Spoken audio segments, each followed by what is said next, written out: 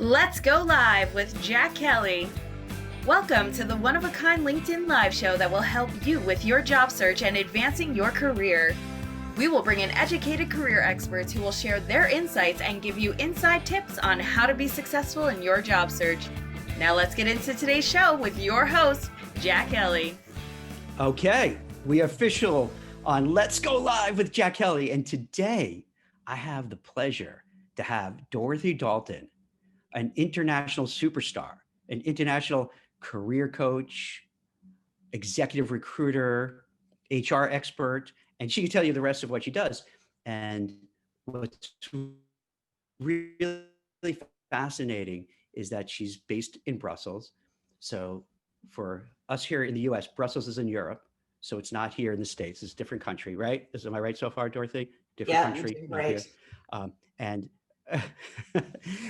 and she's going to talk about, but a lot of the themes of how she helps people and provides guidance and advice is across the board.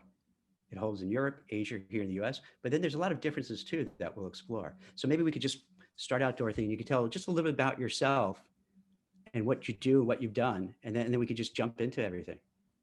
Well, thank you, and I'm delighted to be here, and good morning, good afternoon, good evening, wherever you're located. I just got an upgrade from Jack. It's a superstar, but I'll take it. I was saying to him earlier that I went into coaching before it was ever a thing. And so I've been coaching for a very long time, and I started to focus on it probably just before the last recession. And as somebody who was very young said to me, which one was that? When was that? So I'm talking about 2008, 2009. So I happen to be a coach. I'm a certified trainer. I do executive search. And more recently, I've become very involved in inclusive workplaces and supporting organizations in terms of gender balance, diversity, and inclusion. So on top of helping organizations achieve business success, I help individuals reach their potential. That's great. You know, with Belgium, I'm not so aware of the demographics there. So when you're saying inclusion, diversity, inclusion, what does that entail in Brussels? Well, I mean, first of all, I tend to work with international organizations so that they are located throughout the globe. And okay, so it's not what your remit is across the board, not just Brussels, then, right? I tend to work internationally, but I think the term is used in Belgium the same as it is everywhere. It's about creating a workplace where everyone feels they belong and psychologically secure and have a voice.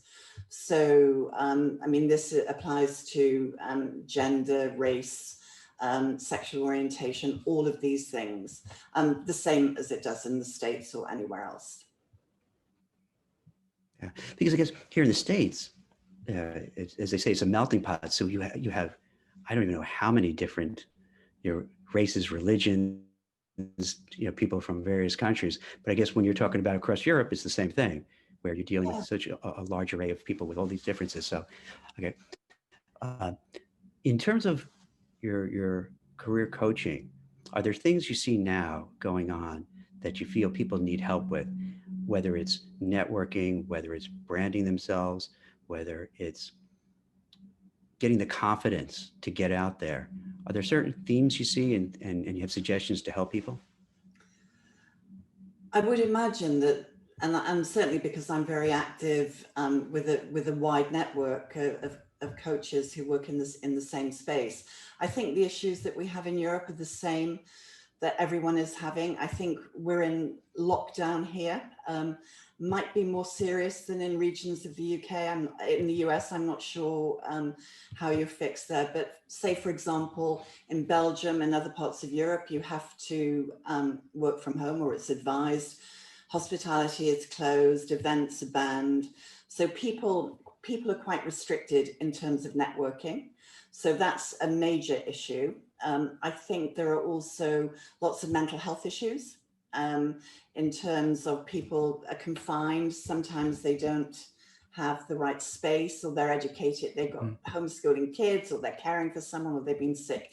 So I think the times that, I mean, I hate using this term, unprecedented times, but I mean, I think that people are having challenges that they've never faced before. And on top of that, a lot of them are losing their jobs, and some of the sectors are not going to come back for quite a while. So I'm talking about hospitality, aviation, event management.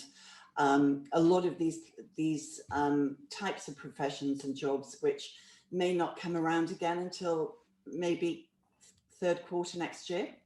So I think it's quite a difficult outlook. Sorry to hear it. We going through the same thing, same sectors. The unemployment in Europe, what is it? Here, I think it's now, let's say, 8-ish%, give or take. How is it over there? Yeah, I mean, the figures are high here too. I think the difference between the US and Europe is we tend to have better social support systems. So we don't have the same social impact that you're experiencing, where people are losing their homes and that they're struggling in the same way. I think there are pockets where that's happening, but not as widespread as it is in the US. So what do you have? That's interesting. Like, what kind of programs? Well, they have social support, a lot of social support, where people who have been laid off, their salaries are made up by the government. They get support with maybe their rent or other elements. The other thing that we have here, which is a major difference, is we have either free healthcare or affordable healthcare. So that makes a massive difference. If people get sick, then they're not going to be bankrupted by the debt of medical help. But even so, hospitals are under pressure. It's not an easy time, and particularly if you're a job seeker locked at home, there are a lot of people who are getting quite panicky. So for the people who are locked at home, we have that here. What would you suggest to them? And especially, and I agree with you wholeheartedly, I think mental health issues is a big issue. We're starting to talk about it more here in the States, but historically, it's one of those things culturally, we haven't talked a lot about it openly. So for somebody who has been here, I was probably saying there, but eight plus months, losing track of time of how long this is going on, you get worn down, you lose your self-esteem, your self-confidence, and now you're stuck at home. So what advice would you give to people who feel a little beaten up? They're at home. You can't have that cup of coffee in person to get out there, to network, to just make something happen. I think one of the things is that you have to do is you have to accept the reality of it. And you can't change it. And I'm speaking from personal experience here, because I'm a real extrovert, and I thought this would be over in like a month. And Same here. I had an intercontinental flight booked in April, and I cancelled it the day before. I was due to fly out. So it took me a while to accept and to adapt. So I think that once you've accepted that, for me, that was a huge part of it. I mean, it's almost part of a grieving process. You accept that this is going on. And I think you have to take stock of, where you're at, what you can do. You have to practice self-care. I think I almost put that as a priority now, self-care. To exercise, to make sure that you eat healthily, to make sure that you're sleeping properly. And I think if you can get that sorted out, then the other things will fall into place. But I think having the technology that we have has made it much easier. Can you imagine having this without the tech? Right. It'd be dreadful, right? Stuck at home. I guess you have to read books, or I don't know. Kind of develop a lot of new hobbies. Exactly. So I think that having the tech, I always encourage people to reach out to 3 people a day. I'm a big fan of three little pigs, 3 blind mice, 3 wise men. So 3 people a day. LinkedIn is fantastic for that. So I don't know if anyone's, listening, whatever you do, make sure that you're active on LinkedIn, you're engaging, because whether you're in your current company and you want to stay there, or you're a job seeker, it's really important to engage and build your network. And particularly because we don't know how long this is going to go on for. So I think that's important. I think finding work-life balance, for me, And this isn't my tip, so I can't claim that it's mine, but it was given to me, and it's one that resonates when I use it in workshops I do, is at the end of the day, say goodbye to your colleagues. If you've got colleagues, as though you were leaving the office, you say goodbye. You maybe put your computer in a box or with a dishcloth over it, or whatever it is to signify it's the end of the day. And this is a contentious topic, actually. I'm a firm believer in sort of work clothes and non-work clothes, whereas there's a movement that says, you can be in your PJs all day. For me, that doesn't work. I don't know about you. Well, look, I'm going, I made up a decision and said, you know what, after wearing, T-shirts and sweatshirts, no, you know what, especially on these LinkedIn Lives, I'm going to go counter narrative and say, I'm going old school, get the tie, the jacket, because, it makes a difference mentally. It makes a difference between, it's almost like you're by doing this, I feel we're not in a pandemic, we're mentally, I'm past the pandemic where we want to be, if that makes any sense. And it does help. Absolutely. It does work. I did have a couple of questions that came in while you're talking. So when you say get in touch with, I'll paraphrase, when you get in touch, and I don't mean to be rude, I'm just looking at my messages up here. When you talk about like getting 3 people, all right. So if you're an extrovert, but what if you're an introvert? What do you do? Like, how do you frame it? What do you ask them? Who exactly should you seek out? I think if you're an introvert, what I would start, I think it's baby steps, isn't it? That you have to develop your confidence. And being an introvert just means that you need time to get your energy quietly, but it doesn't mean to say you don't have energy. So what you can do is leave a comment on someone's post on LinkedIn, but not just a like, but a meaningful comment, so that they know that you're alive. You could send a little message to maybe a colleague or someone you were in university with, or a previous colleague, or it doesn't matter, just to check in with them. I think we need to do a lot more checking in on people and genuinely ask them how they're doing. And a lot of people will say they're fine, but they're not fine. And you can follow them on LinkedIn. You don't have to connect with them, you just have to follow. And they get an alert to say that you're following them, and they know that you're there. So they're very low key things that you can do that let people know you're there, let people know that you're thinking of them. It's interesting. Then I just had a follow-up question here too, that someone was asking about, hey, here, they didn't say here in the States, but they said, here, that it's Thanksgiving. Would you suggest that a good, what was it? Sorry, I have my contacts in there. Sometimes I can't see that, far. Would you suggest that because it's Thanksgiving, you could use that holiday as an excuse to get in front of people, but try to segue it into, I'm not looking, I'm out of work. Can you help me? Is that kind of crass, or is that a good technique? Yeah. I think one of the things, and I'm a big believer in this, is that you don't fix your roof when it's raining. So you have to play the long game in terms of networking. So if you want to reach out to people, then do that and be genuine and authentic, because there's nothing worse than having someone you haven't clapped eyes on for 10 years and saying, happy Thanksgiving, I need a job. Okay. So that's not going to work. So maybe what they should do is this: say, and this is from Jonathan. So Jonathan could say, "Hey, happy Thanksgiving. Hope everything is well. Just wanted to check in with you. How are you doing? How's the family, etc." But then just leave it at that. And then down the road, then they could always come back again and have another conversation, and then maybe bring it up, or if the other party doesn't bring up, "How are you doing, Jack?"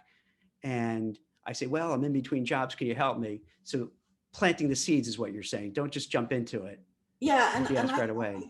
And I think also that if you're saying, happy Thanksgiving, hope everything's fine, you can it depends how well you know them, because once Mhm. again, if it's a stranger, you don't want to ask them for Right. coffee or whatever.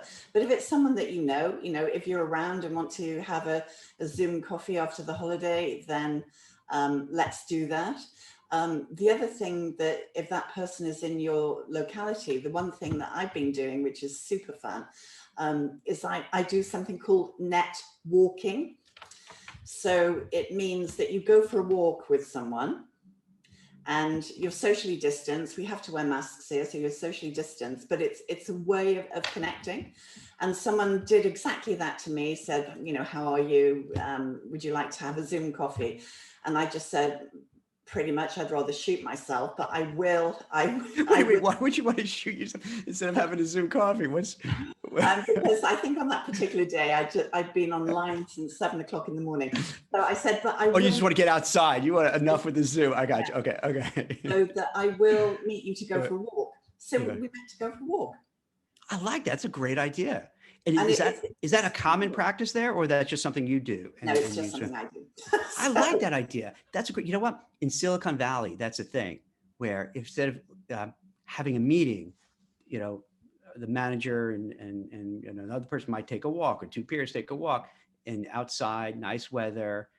And this is pre-COVID. So I like that idea because you're getting out, you're getting some fresh air, you're not sitting in front of a computer for another hour, and you're actually doing two things. You're doing something healthy, as you pointed out earlier. That's important, as you mentioned, in terms of when you're doing a job search. You want to stay mentally healthy, physically healthy. So just taking a nice brisk walk, have a little socialization, which is very important when you're under lockdown. And that's a great idea. I like that. That's a really good idea. Here it's getting a little cold in the Northeast, but other parts of the country, it's totally doable. Well, but and here, as I said to you earlier, we get a lot of rain, Yeah. so it's not good for your hair. So I came back from one net walk, my hair was out here, and my next call said, "Whoa, Dorothy." So you got to plan the walks by the weather. You got to make sure you get one of the few sunny days in Belgium you can walk. And same here, you got to get one of the days where it's nice outside and not freezing, because then it's not a very pleasant walk. So the walk, you just got to balance it, right? Yeah, Okay. you check my Twitter feed. I've always got photos of me walking in the sun. Yeah. All right, cool. I'll check it out. So I like that idea. That's a really good, because that's something you could just practice, you could do it tomorrow. You know what I mean? Someone who's watching this, or more likely to watch it, see it on social media somewhere, could right away say, hey, you know what? Great idea. Let me hit up somebody and say, hey, let's take a walk. And then you have this nice casual conversation. It's perfect. You get out of the house, because, and I'm curious, we'll talk about this next, what's going on there, because I think people here are so cooped up that they want to be called by people. They want to have conversations. After a while, there's only so much Netflix you could watch.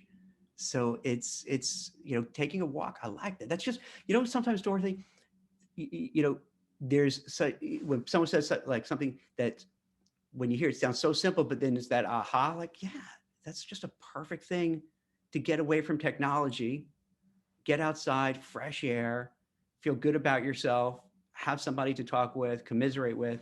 So that's something people should add to their repertoire. What I would like to hear, and I think the people, watching would like to know, what are some of the differences there? For instance, we're locked down here, you're locked down there. We're finding it's a lot of challenges because the schools are closed. So parents juggling their jobs and taking care of childcare. Is that an issue in Europe as well? Yeah, and I'm actually running some programs for some companies, corporate programs, and it's a struggle to juggle. And I like that. And it's about how do you manage this, particularly in a two-career household. And I think the stats everywhere globally are that women are taking the hit in terms of childcare and household chores. I mean, certainly, I give you the European. I know these figures because I looked them up yesterday. 30 hours a week for women in Europe against 9 hours for men. So there's a big difference. So we need to close that gap, because it is pushing women out of the workplace. And I had a call a couple of weeks ago from a senior manager, very senior manager, who was wanting to give up her job and she wanted career coaching. And it transpires that her husband actually was a freelance web designer working at home, but she was giving up her job.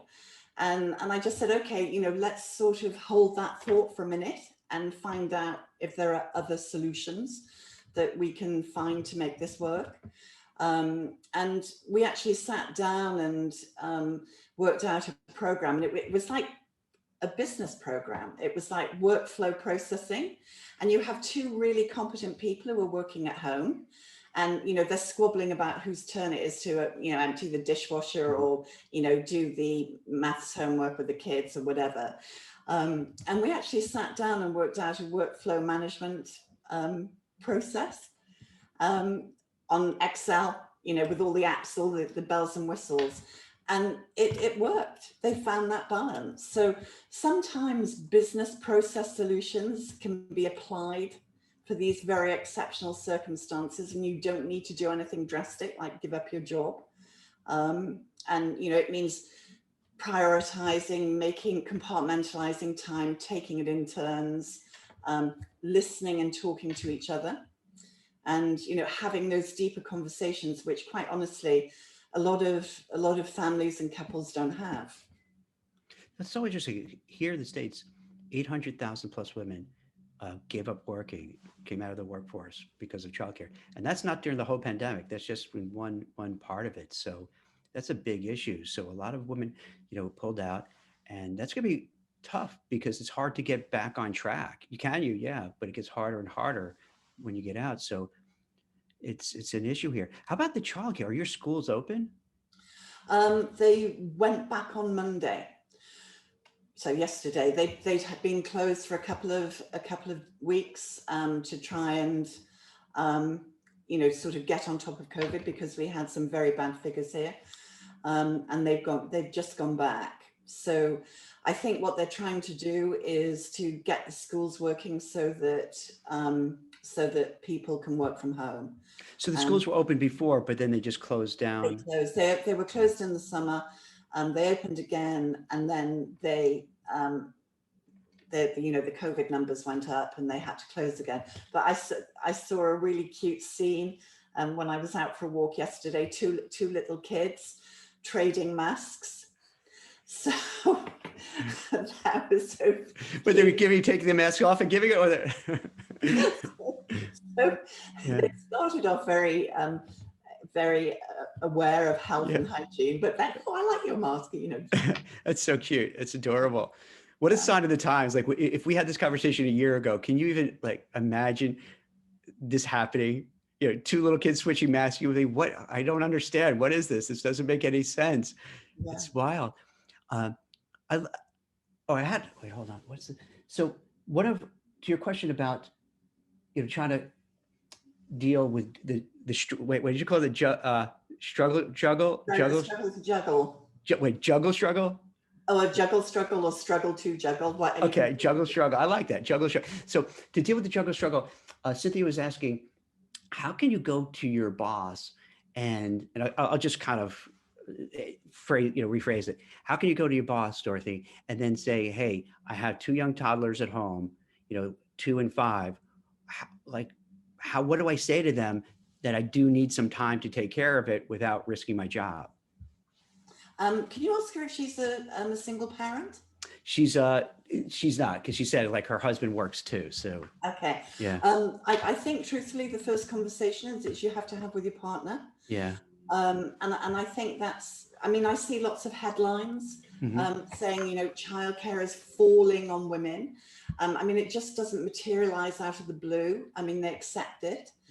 I think you need to have a conversation with your partner and do this workflow process, see if you can figure something out, and then go to your boss. But I really think that companies have got to start being more flexible. They have to show trust.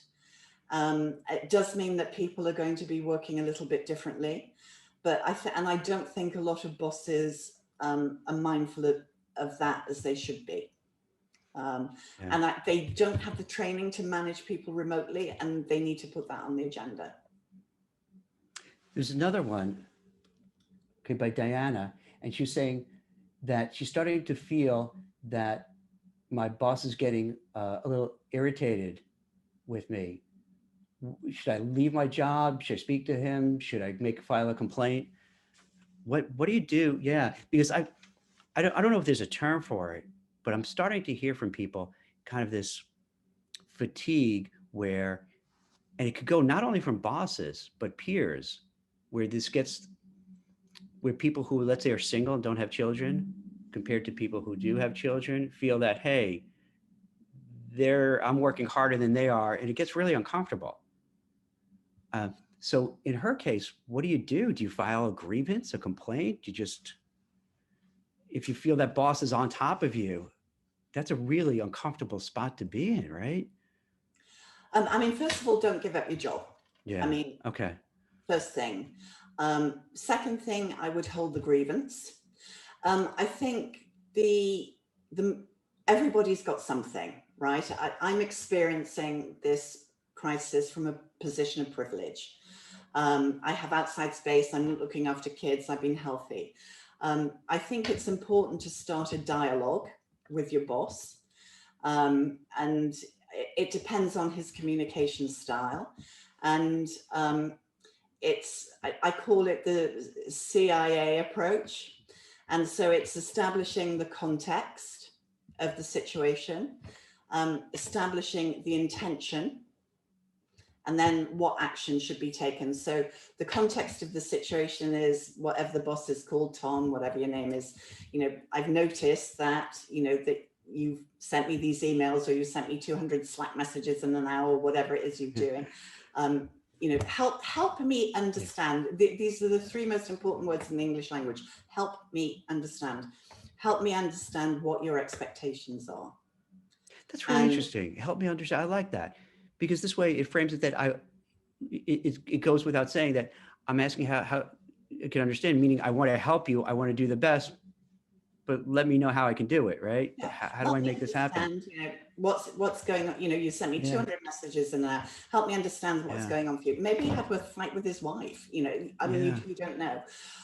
We're assuming it's a man. Maybe they had a fight with their partner. And this one, it was she said he, it was a okay. boss, so maybe there's something going. Help me understand what's going on, what you need from me, and then he says, well, here's my circumstances. What are your priorities? Because this is what I have to do. So I would always try and get into a dialogue to find a solution. And would it help if, or how about if, what if we did this, and come up with a plan? I can't do it for 5 o'clock because, I've got to give my kids the afternoon tea or whatever meal it is. But I can do it by whatever it is. And if that doesn't work, then you might want to I would escalate it maybe to his boss. Okay. I really like that advice. I really like, how you're framing it. Would you also suggest that maybe people get in front of it before anything happens, to say, let's say I would say to let's say you're my boss and say, hey, Dorothy, I thought it would be much easier to have childcare for my kids, and it's being a little challenge. Can we talk about it and work something out? Because I love my job, I love the company, but I could see there might be some times where I might have to tend to the kids and I might be unavailable. Would you suggest to bring it up so this way you're managing the expectations of your manager? But it could be a little dangerous because it could plant the seed like, Jack's going to keep disappearing and I need him to be here, 24/7. What do you think? I think this is a leadership issue. Yeah. And this is something that really drives me crazy, is that, managers should be on top of this. If they know their people, they should know that, Jack's got 2 toddlers, or he's got a teenager, or, whatever, you've got an elderly relative that you have to take care of, and they should know. And they should be checking in with people. They should have done this months ago to say, Jack, what's going on for you? And if I say, Jack, how are you doing? And you say, fine. Jack, what's really going on? Yeah. And so that's a good point. So that's actually what you're saying in part is it's a good litmus test to see how's your management team where you work. Are they empathetic? Are they sympathetic? Are they understanding your what you're going through? Or they don't care. They don't reach out. They don't know. And that might be a tell that maybe after the pandemic's over, or even during it, maybe you need to kind of look elsewhere, because if they're not doing that, do they really care about you? Do they really care about you as a human being? And I think one of the things, and I've written about this, is that you're talking about employer branding, and employers are going to be ranked on how they dealt with people. And you've got, Glassdoor, you've got PayScale, you've got other sites where all of these comments are now being placed, and there's a surfeit of talent at the moment. So it's a supply, it's demand driven, not supply driven, but the needle will change. And you do not want to have a bad reputation because you haven't treated your people properly. And it's about it's about really finding out what your people need, how you can support them, how you can help them as a boss be successful. In Europe, is it more of a employee driven environment, or company management driven? And what I mean by that, here in the States, particularly now, you just feel that the shift is where the companies have all the power. And I'm completely generalizing, because there are different sectors that are really hot, and certain people are in demand. But with millions of people out of work, millions of people underemployed, you just feel that they don't have as much power. Is it the same there, or not so much? It is a little bit different, Yeah. because it's, I don't know how, it's less of an individualistic society, if you like, where they have stronger regulation about codes of conduct, employee practices, how employers are supposed to behave. And there are quite strong legal penalties for employers if they don't respect those codes. Having said that, there is a lot of stuff going on that's not good. I mean, there's no doubt about it.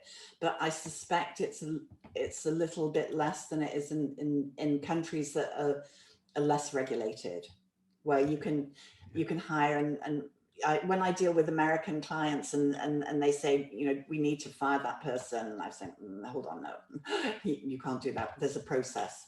So it is harder to do certain things, and companies are held to account more toughly than they are in the US, I think. So we would have here, there were periods of time where you would see major corporations lay off, no exaggeration, like 10,000, 15,000 at a clip. And it's met with a shrug. Does that happen? Oh, and let me add to this. They'll lay off, and I'm not exaggerating, Dorothy, 10, 20,000 people, over maybe a period of time, 30,000 if it's like the airlines. But at the same time, the executives are getting big fat bonuses, getting raises, getting stock. It's bizarre. Do you have that there? Yeah, and I mean, not on the same scale. Yeah. But you do hear that the companies are laying people off, and at the same time as that particularly they might even be collecting state aid. So they've had state aid to support them during the COVID or the pandemic, but they haven't used it for supporting the employees. So we do have some of that going on, but I suspect it's not quite as widespread. How about here in the States? There's a lot of technology that's been deployed within the whole interview process, the whole hiring process, that gets a little cold and impersonal. What's it like there in terms of technology and new developments in the whole hiring process and interview process? We're starting to see some shifts, and like with everything, there are downsides and upsides. So the upsides, as we had in our little pre-start chat, is that it's a way of dealing with unconscious bias in the hiring process. So that is a plus. The downside is that people feel disconnected. And certainly I've worked with people who are on the automated interview who they've done automated interviews. And my observation is it's a generational thing. So if you're in the TikTok's selfie generation and that you're used to talking to yourself online, but then they don't care. Yeah. They really don't care. But certainly my observation is that it's for other generations who are not used to sitting in front of a screen and having either a subtitle come on and they have to answer the question, or maybe a computerized voice. So I think it's something that you've got to practice, because I think it will be around for a long time. And I was at a conference pre-lockdown where they did a poll of how people like to connect with an employer around a job. And something like 50% of the participants put their hands up to say they would prefer to deal with a chatbot than they would with a person. All right, we got to talk about these. This blows my mind. All right, so wait, because I had like two questions from Tony and Brett, basically saying, hey, they went to that they had these one way. I don't think we call it autonomous. What did you call it? Autonomous? Well, I called it automated, but it's one way. Okay, so one way. I guess they refer to it as one way interviews, where they're just talking to a screen or an image, not a real person, and they both were saying independently that wasn't a very pleasant experience. Now, I don't know their ages. They didn't say like, are they millennials, Gen X's, or boomers? They didn't ask. But you're saying that some people are more comfortable with that, huh? Yeah, I found all the, the younger people, it's not a big deal, because it's quick, it's effective, it's normally quite often used around hard skills. Yeah. And just checking certain things, although the technology is becoming more sophisticated, and they are, but a good tip is to put a picture just by your camera of someone you love or you like, or your dog or your wife or your husband or whatever, just by your camera, and look at that. So you don't find it a little bit like, I don't know, cold, impersonal? Yeah, I mean, I think, but then, or is it my just an old guy? Is that what it is? I'm a dinosaur. Is this the time where you realize, okay, I'm that grandpa who's like, what is this newfangled stuff?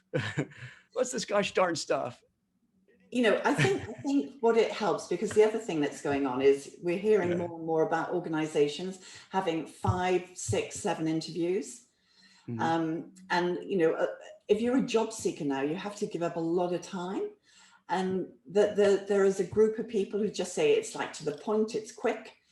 It gets all the business over and done with that we need to, and then we go on to the stuff that matters. Because you might have a horrible interview, the person's not nice to you. You know what? You're changing my mind a little bit, Dorothy, because I'm thinking this through as you're talking, that, all right, if it's just a one way, let's say after this call, I'm going to interview. I log on, interview, say my thing. I could have my pitch ready. I could have, as you pointed out, I'll have a picture of, I have 2 dogs, 2 cats. Maybe I'll have them on there, or my kids on there. So it brings a smile to my face. And there's just say my wife too, or she get mad at me if she watches it and include that. So I have them all on there. and then, boom, I give it, and then it's done. You know what I mean? No stress of that other person, no worry about them being a jerk, no worry about them giving goofy questions or try to trick me up. All right, you know what? I think you're selling me a little bit. I'm still not loving the coldness aspect of it, but I could see the positive. All right, but the chat box. All right, how do you like a chat box? They're so annoying. So what? They prefer chat box responses? Yeah. I mean, I think once again it was a time thing. They want to know basic questions like, I don't know, what's the salary range, or, all of these things that, if you're trying to phone someone now, it takes, you're on like hold for hours, or you're trying to send an email, but you get the chat box and you get a response. So there's a portion of the population that really loves that. All right, you're starting to sell me on it. I don't know if I'm completely sold yet. Old habits die hard. You know what I mean? So it's hard to say, hey, let's have an interview and just use this chat box. But I could see the merits of what you're talking about. That it's very efficient. And if I'd imagine if let's say this takes hold across the board, in a way, you could probably better prepare for those things than the traditional interview. And again, I'm just thinking this out loud as we're talking, Dorothy, because let's say I'm a job seeker or you as a job coach, you could then coach to the chat box. You could coach to, the whole interview process, because if it's one way, you don't have to worry about these wild, these just curveballs, these things that, that you're not expecting that's going to come. And you could really give your best pitch, your best answers, the best way to, sell yourself. So actually it could be, as I'm taught, as I'm thinking it through, that could actually be a good benefit for people. And you do have to practice, but once again, Yeah. you can record yourself on Zoom. Yeah, right. You could do it. You could do it like, you stay home. You're at home, right? You just do it again and again and again until you're just like awesome at it. You have the best, the best pitch, the best answers possible. All right. I'm coming around, Dorothy. You're a good saleswoman. I can see why you're a good executive recruiter. You're selling me on it. How about the unconscious bias? Like, we have, that's an issue here as well. How do you deal with it? And let's maybe, for the people who aren't really familiar, or they hear, you hear so many new terms that you have half, and you said, when we were talking before offline, you have half the country thinking one thing, half the other. And so when you hear unconscious bias, you're going to have half the population say, yeah, this is awful. Half of it saying, oh man, this is just, woke liberal agenda, leave me alone. Can you walk through what you mean by that, and what adverse impacts does unconscious bias have on job seekers or people who are in their careers trying to advance? I think one of the reasons that unconscious bias has got a bad rep is because of the way it's been sold and approached, and basically it's been presented as having to fix people, right? We need to fix ourselves, or you need to be fixed. But the reality is that we all have biases. You can't get rid of them. You can't change them. They're for historical reasons, they served a really good purpose. They were freeze, fight, or flight. And so in primal times, they're around protecting your food supply and the population. And the chances of someone trying to, steal your lunch in the staff cafeteria are probably almost zero.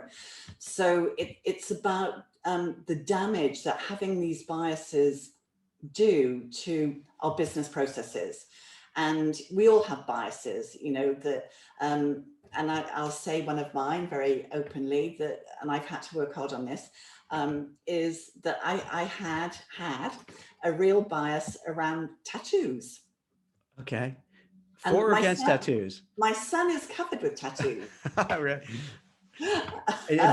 So you're not a fan, I take it, or? No, I mean, I used to hate them with a passion. Right. And I was very mindful if I saw somebody who, and back in the day, people used to keep them covered, and now they tend not to do that. So I have to be very mindful of that I did not judge that person because they had a tattoo. So I think it's about just recognizing that you have this bias. It might affect your decision making, and setting up steps to manage those. And for me, it's not a big deal. And I don't get why there is this reaction against it. And quite often, the areas of greatest resistance are the areas of deepest bias. But we all have them, and we can't change it. And they are good and bad. I have this. So I'm sorry if I mispronounced. Gerline Garcia Bozzi was saying, where do you see the role of diversity and inclusion in the interview process with the chat box? I guess she means I'm presuming maybe she means that, is that helpful because you won't see the person, so you don't know who they are. So it's like you are. So, if for example, you're exchanging details, it might be about your skills, your competences. They won't know who you are because, there are biases around name, there are biases around appearance, the schools you go to, your postal code. I mean, there are biases in everything. So I think that it's a little bit blind CVs or blind resumes where all of the data except the competences are stripped out. It will be a skill-based assessment. about your experience and your competence. And that will take I think that will take some time to come around, to be commonplace. Some organizations are doing it. Do you have blind resumes in Europe or no? Yeah, I mean, the companies are starting to use them. Really? And when you say blind, what does that mean exactly? It means you're stripping out key fields where bias is likely to happen. So it would be around name, age, gender, address. Interesting. I don't know if they've actually gone to universities and schools. Interesting. Because there's a lot of bias around, you know, as we said, if you went to Harvard or Oxford, right, you know, that's, you know, carries a lot of bias. Yeah, how prevalent is it there? Is it like 5% or? To be honest, I don't know the percentage. Okay. It just, some of the big organizations are starting to do that. That's so interesting. I'll keep, Mark Anthony Dyson, who's a podcaster here in the States, a really great guy. He's written a lot about what you're talking about with unconscious bias. And he's a person of color. And what he was saying is that he sees, both personally and professionally, that you have a certain name that might be more associated with, let's say, a Black person, that there might be a bias because of the name plus where they live. So he was pointing out he lives in Chicago, so he was pointing out different areas. I really didn't know the areas in Chicago, but then employers may have this bias because of the name of the person plus their address and say, maybe not. And what he says that, since he was a kid till now, you'd see that all the time happen, and that it impacts people's careers because they're passed over. Absolutely. And we don't do it consciously. That's why it's unconscious bias. But I don't know whoever on the call, that they should take the Harvard Implicit Bias Test, which is really interesting. Oh wait, what is that? Would you say that? I don't. It's the Harvard Implicit Bias Test, and it's where you can test your own biases. And for example, I come out having very slight gender bias.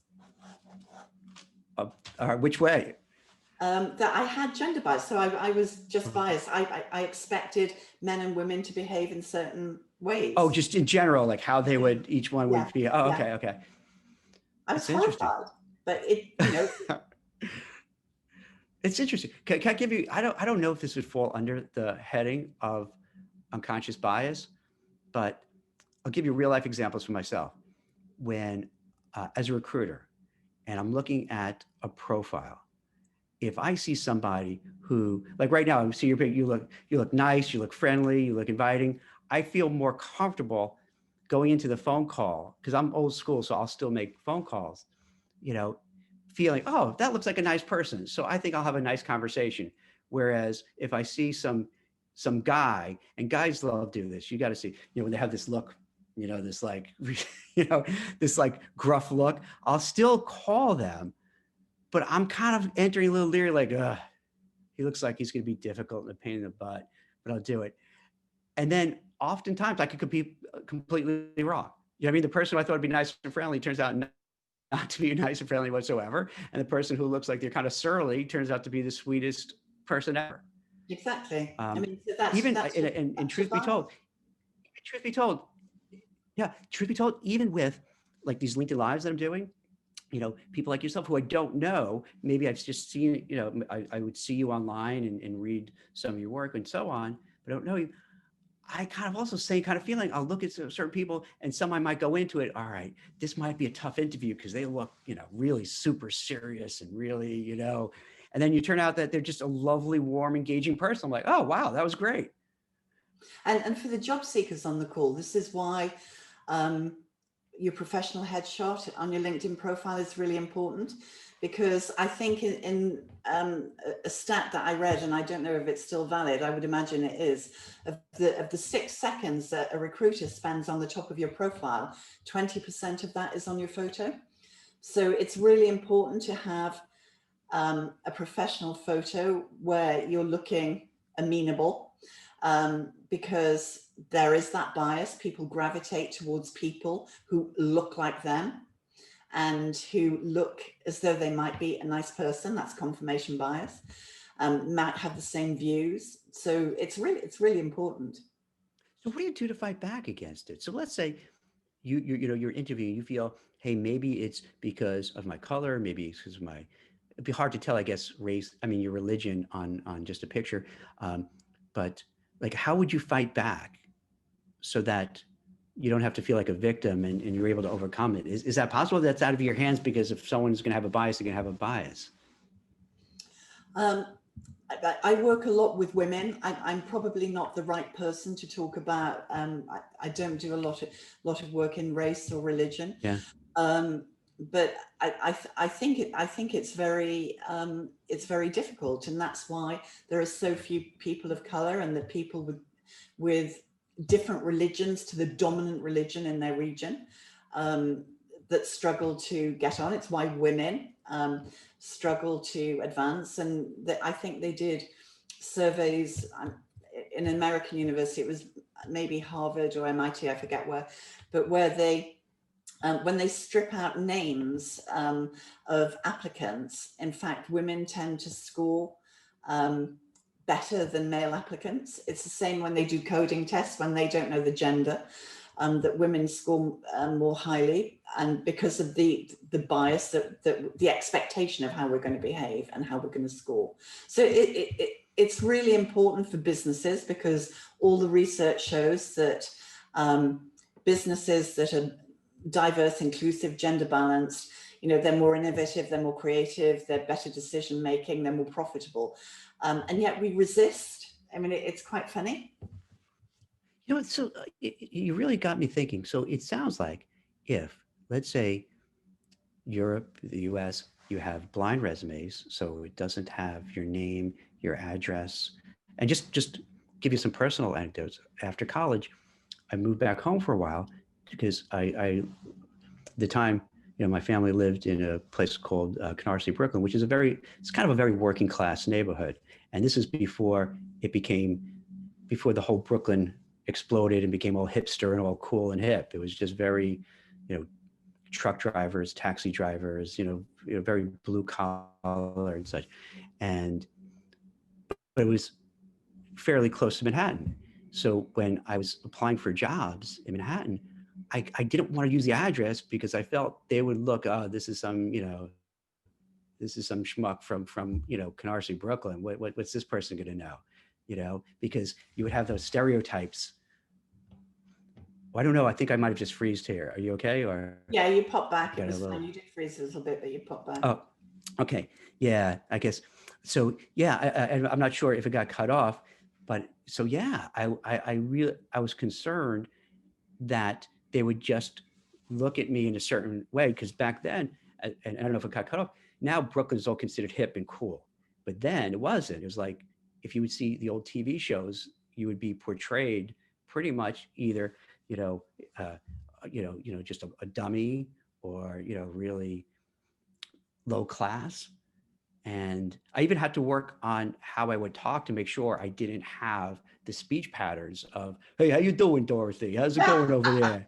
You all right? You know what I mean? And I'm not exaggerating. That's how people would talk. And so you make judgments. So I worked really hard to make sure I didn't sound like that, because I know no matter how smart or capable I was, if I came across that way, people would completely judge me.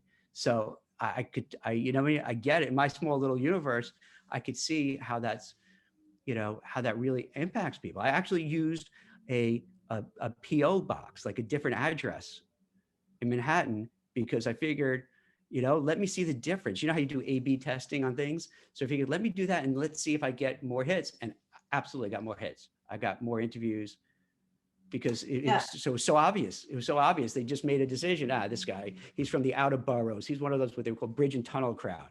They're not in New York. They're not real New Yorkers, even though you're part of New York. So it's the thing. But to get back to your point, is that so if you have blind resumes where you don't have the name, you don't have the address, you don't have, and also in Europe, I know, maybe I'm wrong. In the UK, didn't they have pictures on it? Do they still do on the resume? In some geographies, they still have pictures. And that is changing slowly, but they still have pictures. I mean, I have had clients that have changed their names because they want to make their name fit in with the region that they're living in, you know, either adopt a French name or a German name or whatever. So with what people are doing is they're trying to fix themselves to fit in. And what we need to do is to make our organizations more welcoming and inclusive. And that is it's quite a struggle to do so far. But I like your idea, you know, as it's really profound. So if you have that blind resume, you don't have the pictures on it, you know, that sometimes they have, I guess, you know, maybe they're doing away with it in the UK. And then on top of that, you have the chat box, you have the one-way mirror, maybe you have the one way where they don't even see you. They just hear your voice, you know, they cut out.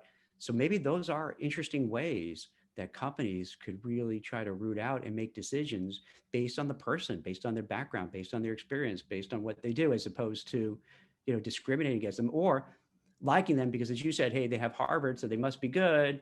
And that person looks like me. And oh, wait, they grew up in Westchester. That's this part of New York, a nice area. And so did I, so they have to be good. So yeah, so those could be, it sounds like those could be ways to do it. I did have another question. Would you recommend that implicit bias test for managers or employees in general? Everybody, I mean, to be honest, I think everybody should take it. I just think it should be something that we all should do. Because it's an eye opener, and you get a range of tests. I think they're about, you know, maybe 10 tests, and they're on race, on gender, on different tests. But take as many as you want, and it's part of a self-awareness. And I think once you start to know yourself, it's easier to manage yourself and to understand other people. This is really good. This is really fast. I can't believe, okay, we're almost at an hour, believe it or not. That goes by really quick. So are there any other things, any other that you'd like to share that maybe I didn't ask or maybe we didn't get questions for that you'd like to bring out? No, the one thing that I would add actually is eventually the person has to meet somebody. You're not going to start without meeting anybody. So when you do have an interview, I mean, I think the interview system, they say, is about 85% inefficient. So it's really important that organizations take steps to manage that and to make sure that that people are treated and, you know, fairly during the interview. And the other thing is that we tend to look for this horrible phrase like cultural fit.